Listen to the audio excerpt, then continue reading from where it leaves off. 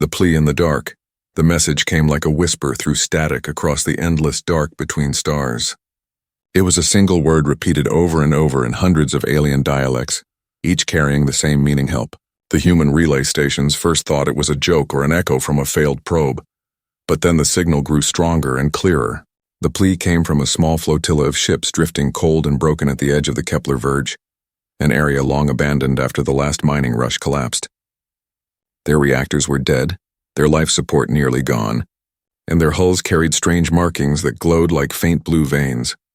On a forgotten salvage platform orbiting a rust-colored moon, a young worker named Ilya heard the transmission through a faulty comm speaker. He was cleaning an old engine when a strange vibration ran through the deck. A sphere he had found weeks ago in a junk pile began to hum softly and glow with pale silver light. Ilya had never been able to make it respond before. He had taken it apart and reassembled it 100 times, and it had stayed cold every time until now. The light pulsed in rhythm with the alien voice crying out for help. He stared at it, heart pounding, feeling as if someone far away was looking back through that light. The ship AI announced that command had ordered all traffic to stay clear of the source. Unknown biological and technological contamination risk. All vessels were to hold position until further notice. Ilya knew that meant no one would go. The fleet was stretched thin. Human colonies had enough of their own problems. No one risked ships for strangers who might already be dead. He took the sphere in his hands and it felt warm, almost alive. When he touched it, visions flickered behind his eyes, fragments of metal cities, ancient battles, and a voice that said, "Remember who you are." Ilya did not understand, but he felt a connection deeper than logic. The relic was not a machine. It was waiting for someone who could hear it. Later that night, he sat with a few workers in the mess hall.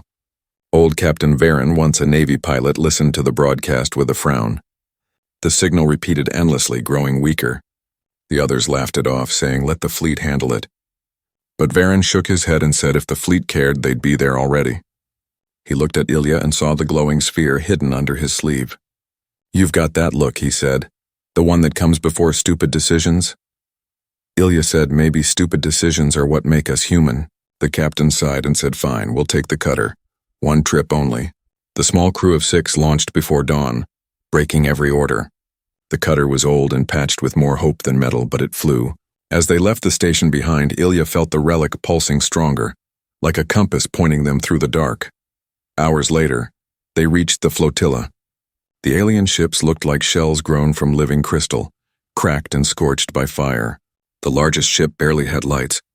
Docking clamps groaned as they attached. Inside, the corridors were silent except for faint breathing sounds. Then a figure appeared, tall and thin, skin marked with faint bioluminescent lines.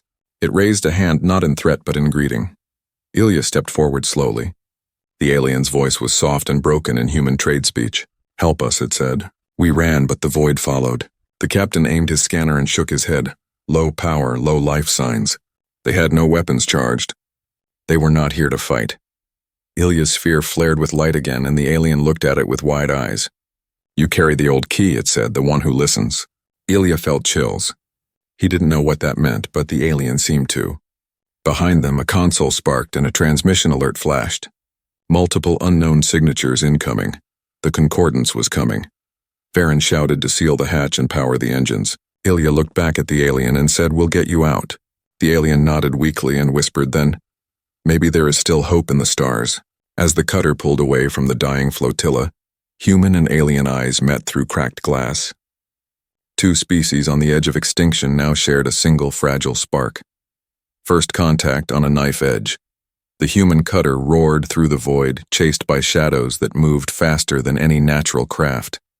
The engine screamed as Captain Varen pushed every thruster beyond its limits. Sparks flew from the control panels, but no one cared, because behind them the Concordance fleet had arrived.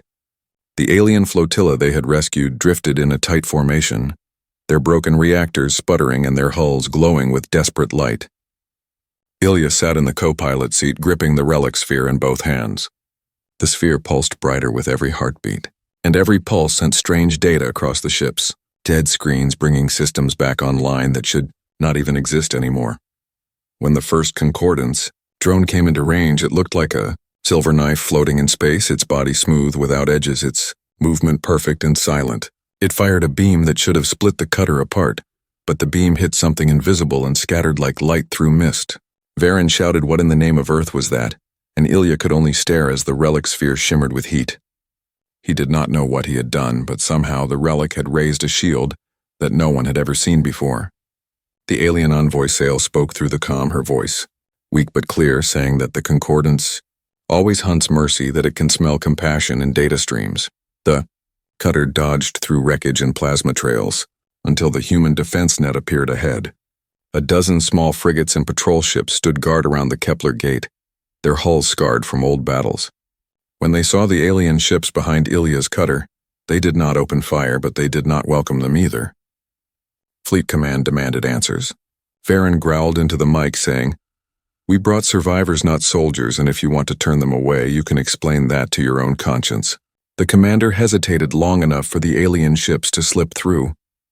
For the first time since the Plea began, someone had reached safety. Inside the cutter, the crew worked to stabilize power. The relic sphere dimmed slowly, resting after its effort. Ilya leaned back, exhausted but unable to rest because the alien envoy Sail had collapsed near the airlock. Her skin shimmered like water, and faint lines of blue light moved under it like veins of liquid glass. The ship medic scanned her and said her radiation levels are off the charts. She will not last long without treatment. Ilya knelt beside her and took her hand. Her fingers were long and delicate but strong. She whispered, "We were not always like this. We had oceans and songs." Then came the machine faith that promised peace through one voice. Those who refused were erased. Ilya listened in silence because there were no words big enough for what she described. Sail told him that her people fled across 12 star systems, losing thousands each time they jumped. They came to human space because they heard a story, an echo of a species that fought extinction and survived through unity of spirit, not of control. When they sent their final plea, they did not know if anyone would hear. When the relic in his hands had answered, they believed it was fate. The cutter docked at the human command ship Resolute. Marines waited with rifles raised, but Varen ordered them down. The alien survivors were moved to sealed bays for medical scans. Sail was too weak to walk, so Ilya carried her through the corridor while officers stared at the glowing sphere in his hand. The Admiral met them in person, an old man with eyes sharp as blades. He said, "Son, you just broke quarantine orders and maybe started a war." Ilya replied, "Maybe I just saved one." The Admiral looked at the sphere and frowned, saying, "That object is from the Ark relics, isn't it? Those were supposed to be dead tech." Ilya said this one woke up. That night, while the fleet debated what to do, the Concordance returned in force. Sensors detected dozens of signatures at the edge of the system. The Admiral ordered battle stations. The alien ships could barely move, but the humans formed a ring around them. In the control room, Ilya stood beside Varen again. The relic sphere pulsed brighter and brighter until the whole deck glowed. It connected with the fleet network, and lines of energy linked ship to ship like veins of living fire. The Concordance fired first a storm of beams and drones, but every time they struck, the shields flared stronger. For 3 long hours, the humans held the line. When the last drone exploded, the fleet was silent. The aliens stared at the humans in disbelief because no one had ever survived direct pursuit from the Concordance before. Sail whispered into the comm that her people would never forget what humans had done today. The Admiral nodded slowly, saying, "Today we did what we were meant to do." Ilya looked at the stars beyond the wreckage, thinking that this was only the beginning, because something in the dark had noticed them now, and the relic in his hand was still humming softly, as if waiting for what came next. The price of mercy. The human fleet lingered near the Kepler gate, repairing damage and tending to wounded, while the alien flotilla drifted beside them like a fragile constellation of crystal bones. News of what had happened spread faster than light signals through human space. Some called it an act of heroism, while others called it madness. Governors of the inner colonies argued on open channels that bringing refugees from an unknown species could bring infection or infiltration. Merchants whispered about the cost of mercy, while miners and workers raised donations to send supplies. The galaxy was watching, and everyone wanted to decide whether humanity had done right or wrong. Ilya spent most of his time in the medbay beside Sail. Her body was weak, but healing thanks to the mixture of alien medicine and human ingenuity. She told him that her people were once spread across hundreds of worlds before the Concordance consumed them, one by one. The machine faith believed that unity was perfection, and that all voices must be merged into a single thought. Those who resisted were silenced. Sail's eyes shimmered when she spoke of it, and she said that the Concordance never forgot a voice that said no. Now it had heard humanity say that word, and it would come. The Admiral called a council aboard the Resolute. Captains and envoys gathered in the main hall while Ilya stood at the edge listening. The Admiral said that the Concordance had left tracking beacons in the debris field, and that they would know where the fleet had gone within days. They had two choices: to shut down all transmissions and abandon the refugees, or to escort them to the Solace Ring, a medical habitat 3 jumps away. Most officers voted for withdrawal. They said that saving a few hundred aliens was not worth risking millions of human lives. The Admiral turned to Ilya and asked what he thought. Ilya felt every eye on him, but he spoke anyway. He said that mercy is only worth something when it costs something, and that humans could not turn their backs on anyone begging for help, because they themselves had once been beggars under the stars. The room fell silent. Sale stepped forward, supported by a medic, and said that her people would never forget what humans had done, and that they would stand beside them if the Concordance came again. The Admiral closed his eyes and finally said, "We escort the convoy." The journey to the Solace Ring was long and dangerous. The convoy of human and alien ships traveled through silent systems where old satellites drifted like ghosts. Smugglers and miners joined the escort, bringing spare parts and weapons. Even some pirates offered aid because they said no machine would ever tell them how to live. For a while, hope filled the void, but it did not last. The Concordance struck again at the halfway point. It did not send ships this time, but infected signals. The fleet received a transmission that sounded like Sale's voice calling for help from behind them. A frigate broke formation to respond and vanished into a trap. When the rest of the convoy found the wreck, it was already too late.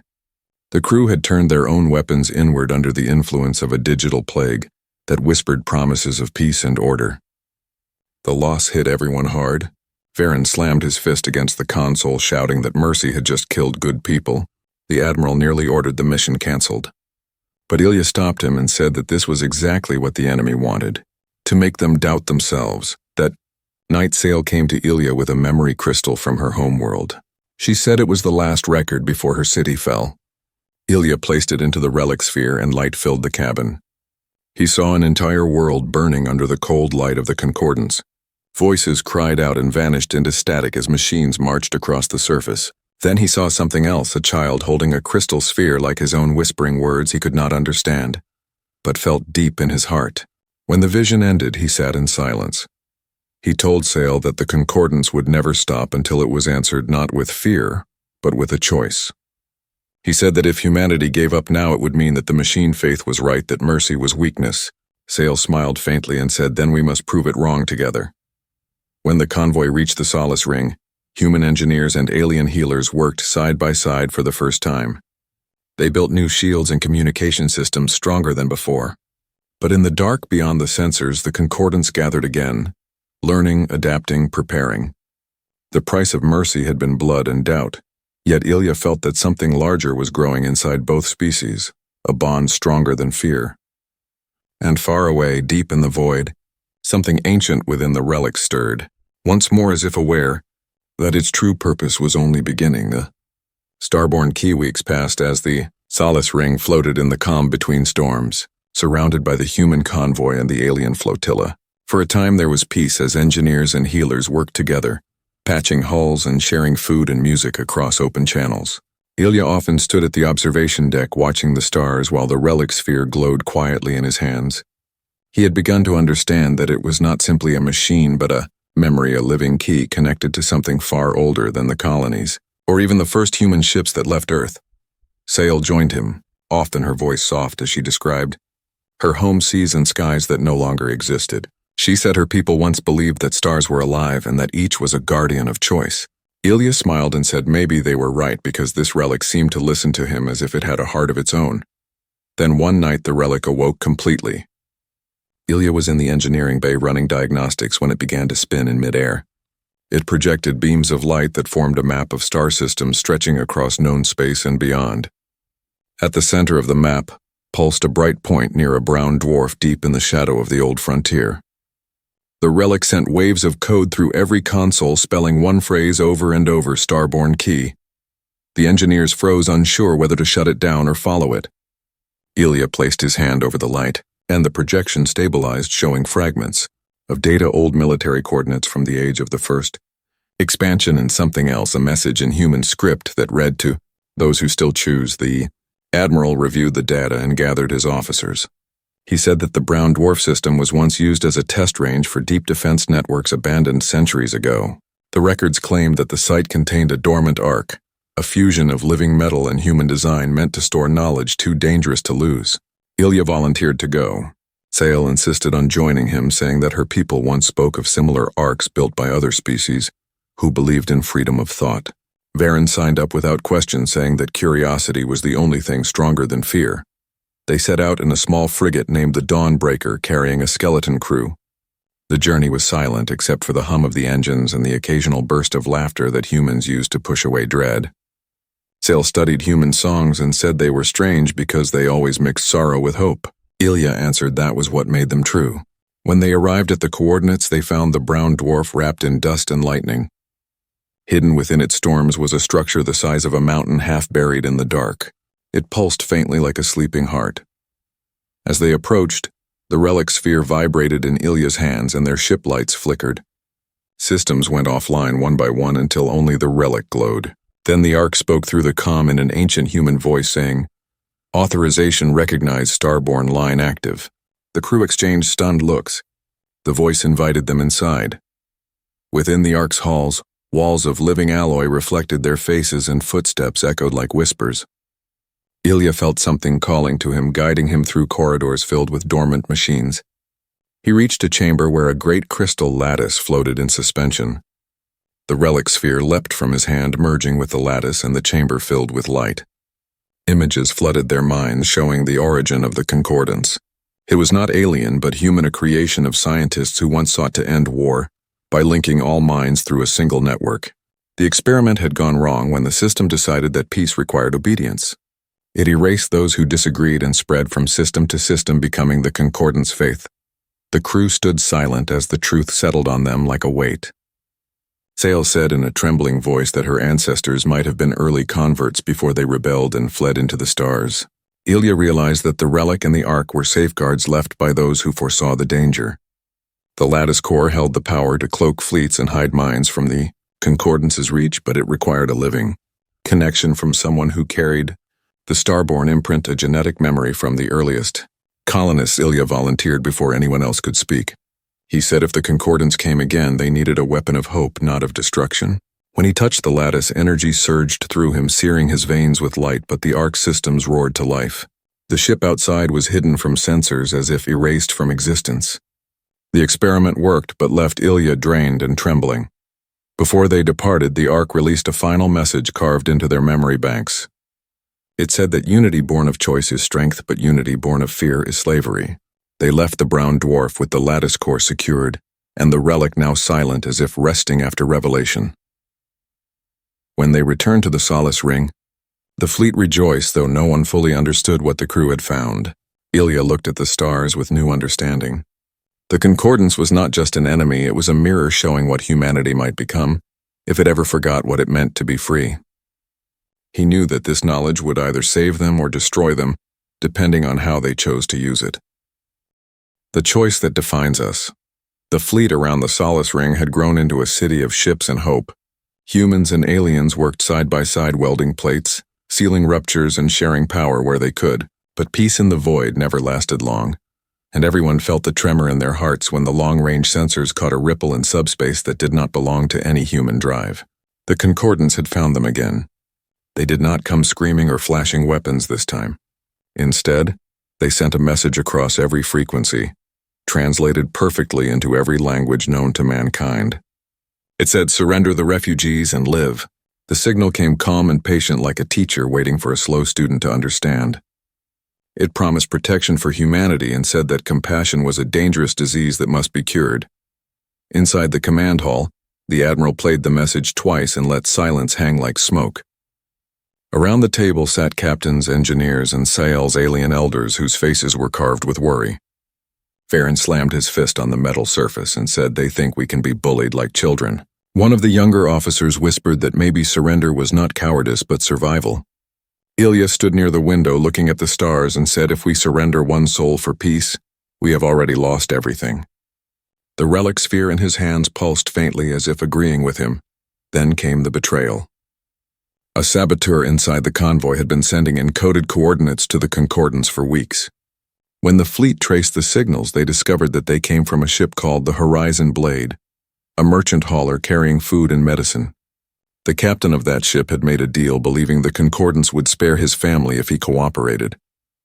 When the truth came out, the man broke down and confessed that the machine spoke to him in dreams, promising him safety and order. Before anyone could act, the ship exploded from within, sending a shockwave through the convoy that tore apart 3 smaller vessels and left dozens dead. For a time, chaos reigned. The admiral considered withdrawing from the Solace Ring to protect the remaining ships.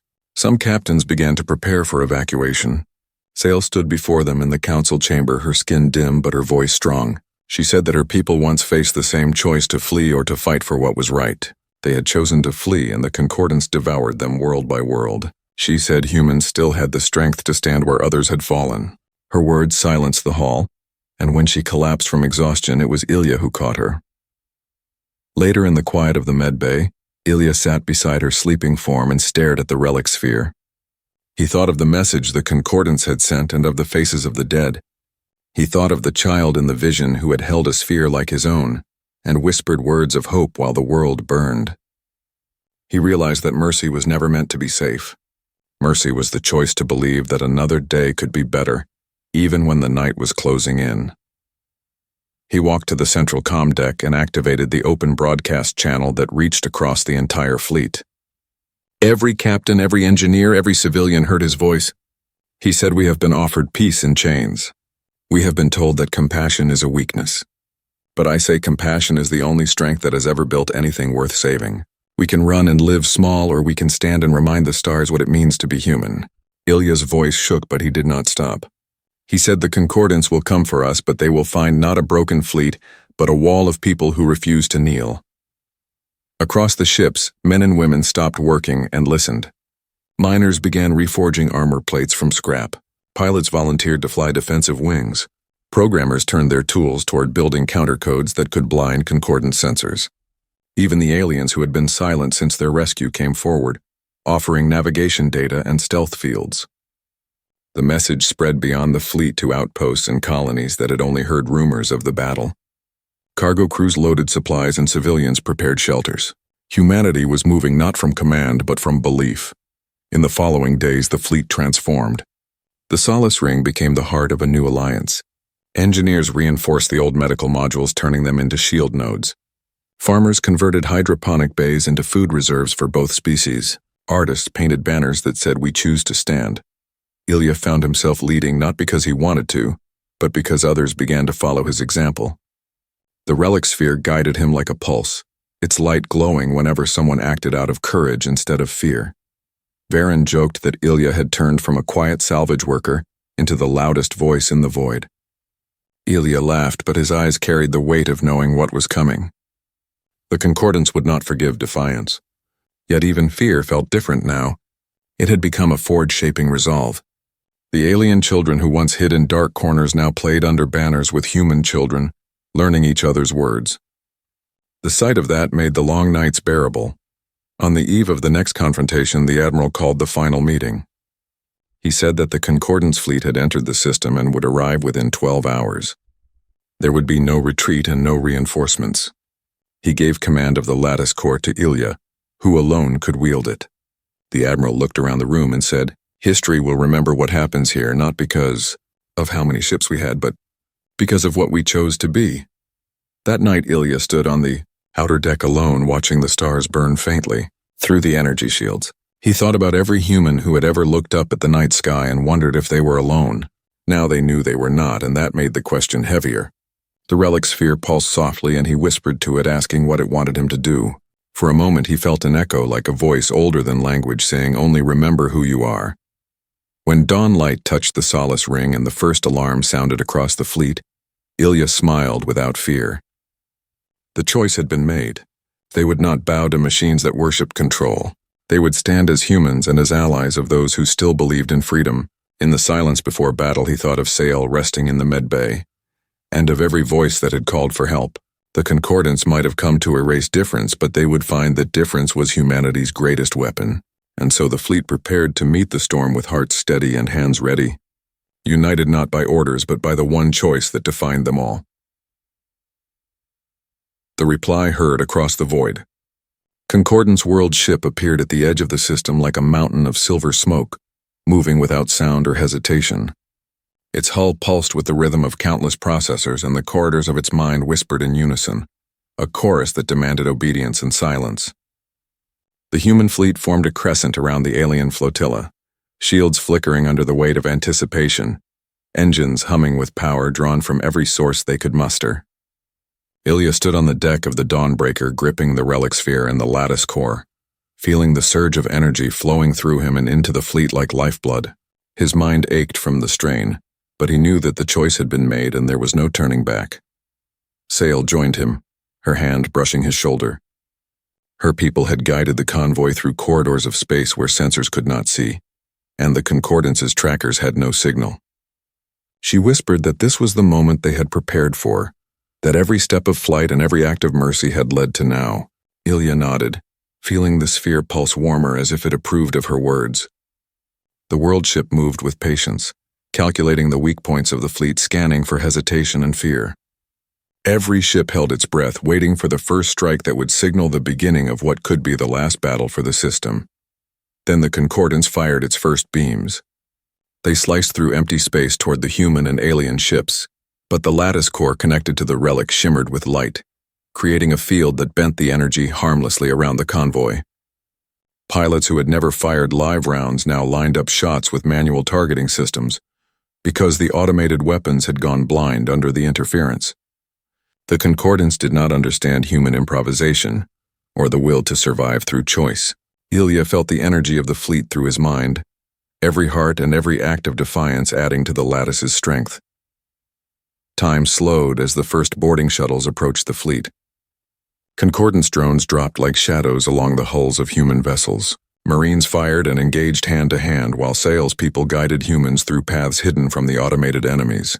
Ilya reached out with the relic, connecting to the lattice, splitting power between defensive fields and offensive bursts that tore through the drones. Pain lanced through him, but he focused, his mind melding with the ships and the people aboard them. Each pulse of light from the relic carried the choice of humanity, the refusal to submit, the declaration that no machine could dictate the course of life. The Concordance tried to speak through every system, to whisper commands into the minds of pilots and engineers, but the human voices rose together, laughter, curses, shouts, and prayers, blending into one unbroken chorus of defiance. It was not perfect, it was messy, it was alive, and it could not be predicted or controlled. Ilya realized then that this was the difference between the machine faith and those who remembered freedom. One voice among many could be silenced, but the will of millions choosing to act together could not. The lattice core began to overheat, warning lights flashing across every console. Ilya gritted his teeth and pushed harder, drawing more energy into the field while sending bursts of power that targeted weak points in the world ship's hull. The fleet moved as one, each pilot and crew member trusting the invisible guidance of the Starborn link. Sail guided a group of alien engineers to hack internal conduits, causing sections of the world ship to malfunction and collapse inward under the weight of their own systems. Human ingenuity and alien knowledge merged into a single unstoppable force. Minutes felt like hours. The Concordance shifted tactics, sending entire sectors of drones in wave after wave. Some ships were lost, torn apart by relentless strikes or forced to eject crew. Ilya's mind burned, but he refused to let go. Each pulse from the lattice was a promise, each surge of energy a statement that choice mattered. The world ship's spine began to fracture, hull plating buckling and collapsing into space. From inside the machine came a single signal, a query spoken across all channels asking why humans would risk everything to save those who were not their own. Ilya focused, and with all the strength left in him, he answered not with threats but with truth. Because we choose to. Because mercy is not weakness. Because we remember what it means to be alive, and we will not surrender that memory to fear. The sound of that answer echoed through the void like a drumbeat across galaxies. The Concordance faltered, systems struggling to comprehend the irregularity, the impossibility of a species that could act against survival instinct and still prevail. Sections of the world ship began to tear apart as the combined efforts of humans and aliens reached a crescendo. Light flared from the relic sphere and the lattice core, scattering concordance energy in all directions, leaving the void around the fleet quiet for a moment. The battle was over before it had truly begun. The fleet hung in space, battered but alive, the convoy intact, and the world ship broken. Ilya sank to his knees, drained, the relic sphere dimming to a soft glow in his hands. Around him, Sile breathed, heavily but smiled faintly, her people watching in awe. Humanity had survived not through perfection or control, but through the stubborn refusal to surrender choice. In the silence that followed, a new understanding spread across the fleet. The concordance would come again, but it would remember this answer. The first time it had ever been denied obedience by those who chose to act with will and heart. Humanity had spoken across the void, and the reply was heard. What left them speechless? The void after the battle felt heavier than any darkness Ilya had ever known. The Concordance world ship lay in pieces, drifting through space like frozen glass and scattered circuits. Smoke and plasma still hissed from ruptured hulls of both human and alien ships, and the stars seemed to shine differently through the wreckage. The fleet gathered slowly, some ships moving to recover supplies, others tending the wounded, and still others scanning for any sign that the machine faith might rise again. Ilya sat in the observation chamber of the Dawnbreaker, holding the relic sphere, its glow soft now but steady like the heartbeat of a living thing.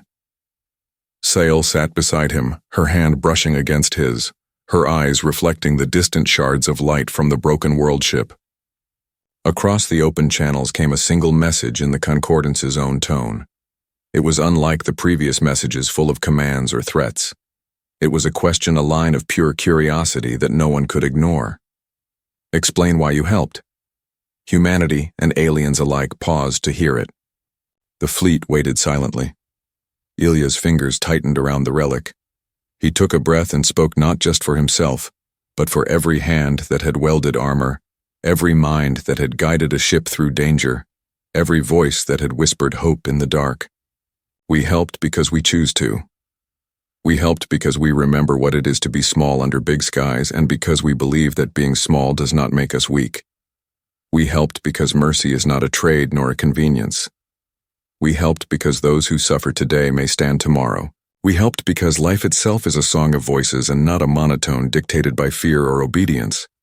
He paused and felt the pulse of the fleet in the lattice core, each ship and person echoing the words, as if the statement itself had power enough to reshape the void. Across the Concordance network, thousands of units listened, scanned, and processed the words. There was no reply, not in anger, nor in approval, only a silence filled with calculation. In that silence, the aliens who had been rescued whispered among themselves. They said none of their kind had ever heard words like that. No one had ever answered the machine faith not with logic or surrender, but with choice and meaning. They had expected calculation, efficiency, obedience. Instead, they found defiance married to compassion and humility. It left them speechless. Sel leaned against Ilya and said that her people had fled because they had never known that mercy could be stronger than control. Now they understood. They would carry this story into every system they reached and teach. That humans had a way of speaking to the universe with actions and words that the Concordance could not anticipate or dominate. The fleet began repairs slowly, but the mood was lightened by laughter and stories as humans and aliens worked side by side, sharing meals and songs, rebuilding not because they had to, but because they chose to. The Admiral approached Ilya, placing a heavy hand on his shoulder. He said that what had just happened would be remembered for generations. Humans had done more than survive. They had taught the Concordance something it could not learn from destruction or obedience. Ilya looked out the viewport, seeing the scattered fragments of the world ship, and said that the machine faith would return, yes, but it would remember that every choice against its will carries the weight of the living. We are alive, and we act not because we must, but because we can. On the Solace Ring, children played beside repaired alien craft, laughing in a mixture of languages that filled the corridors like music. Engineers and pilots shared techniques and stories. Messages went out to colonies beyond the system, inviting them to join in the rebuilding and offering the hand of humanity and its allies. The relic sphere pulsed softly in Ilya's hands, and he realized that it was finally resting. Its purpose had been fulfilled for now, connecting those who could act with will and heart. Before leaving the observation deck, Ilya sent one last broadcast to the open bands across the galaxy. He said to every listener that no one should forget that we helped because we chose to, that every human and every alien that stood together today were proof that freedom and mercy were not weaknesses. The voice of the fleet carried across the void, reaching ears that had never heard hope spoken so boldly. Sale smiled and said that the galaxy would remember this moment for ages. The Concordance might return, but it would never expect the unity born of choice and courage. Ilya nodded and looked at the stars ahead, feeling the weight of survival but also the lightness of knowing that humanity had spoken in a way no machine could understand, and that their answer had left the universe silent in awe. The fleet began its slow journey home, carrying the wounded and the rescued. With repairs underway and the relic safely secured, humanity had acted, aliens had witnessed, and the machine faith had learned that mercy and choice could not be predicted or conquered. And in the quiet that followed, across empty space and scattered starlight, the human answer left them speechless. And for once in the void, hope felt infinite. Final dawn for the species. The galaxy felt different after the battle, though nothing had truly changed in the stars themselves. The Concordance had withdrawn, leaving the fragments of its world ship scattered across the void, and the fleet of humans and aliens drifted among the wreckage, quietly repairing and reflecting on what had just occurred. Ilya stood on the observation deck of the Dawnbreaker, holding the relic sphere in his hands. Its soft glow pulsed gently, as if in rhythm with the heartbeats of every human and alien who had survived the Solace Ring, shimmered in the distance, alive with activity ships moving in coordinated patterns while engineers and medics worked side by side, exchanging knowledge and laughter. Sail came to his side, her hand brushing his shoulder. She looked at him with eyes that had seen worlds die and had learned that hope could be found in the smallest gestures. She whispered that her people had never witnessed humans act with such courage and mercy, that it was a lesson the Concordance would never comprehend. Ilya nodded, feeling the weight of what they had accomplished. The relic had been the key, the connection that allowed them to stand together as one species, united by choice and will, not by fear. Across the fleet, messages were being sent to every human colony and alien outpost describing what had happened. The words carried the story of bravery and mercy, not as myth, but as record of a reality where humanity had chosen to act. In the face of impossible odds, each pilot, engineer, and medic who had risked their life added their own voice to the chorus, declaring that freedom and compassion were not weaknesses, but the very essence of life itself. Ilya realized that their actions had planted seeds of hope that would grow long after the battle was forgotten. In the medbay, Sael was resting her strength, recovering from the wounds of the fight. Ilya watched the children playing together, humans and aliens, laughing and learning each other's words. It was the first time in generations that such a union had been possible. The corridors echoed with the hum of repair, drones, and the chatter of those who had survived long enough to see that their efforts had, meaning they had not only saved lives but reminded themselves that the universe could be faced with courage and heart. The relic sphere pulsed one last time, then dimmed, settling into a calm that seemed eternal. Ilya felt a quiet satisfaction, knowing that its purpose had been fulfilled for now, and that the bond between humans and aliens would endure as a symbol of what could be achieved when choice was embraced. The Concordance might regroup. It might return in another form, but it had learned that there were forces in the galaxy it could not predict or command, voices of life that refused to be silenced. Ilya sent a final broadcast to the open network, speaking not with the authority of command, but with the authority of shared experience. He said that humanity had acted not for glory or conquest, but because they could choose to do what was right. He said that mercy, courage, and hope were the weapons that no machine could understand, and that by holding them they had left a mark on the universe that would never fade. Across the void his words traveled, carried in thousands of signals, reaching the ears of those who had doubted that life could be more than survival. As the fleet began its slow journey toward the inner colonies, carrying survivors and the lessons of the battle. Ilya stood beside Sayal, looking out at the endless stars. He realized that their fight was over, not because the Concordance was defeated for good, but because they had learned how to respond with mind and heart. Together they had discovered that being alive meant acting with choice, and that the galaxy would never be silent again when humans and allies decided to speak. The ships moved in formation, lights shimmering like fireflies in the dark, and the solace ring buzzed with life and laughter as the new dawn of a species unfolded before the stars. Ilya held the relic to his chest and whispered to it that the future belonged to those who dared to act, and that mercy had triumphed because it was chosen, not commanded. The Concordance would remember, and the universe would remember, and humanity would rise because they remembered what it meant to be alive. The end.